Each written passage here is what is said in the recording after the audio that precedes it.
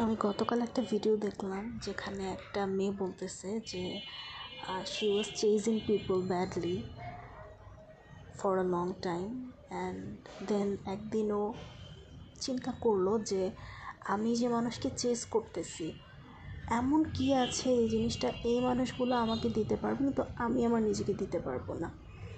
তো there is literally nothing that I cannot give myself but others can give them to me.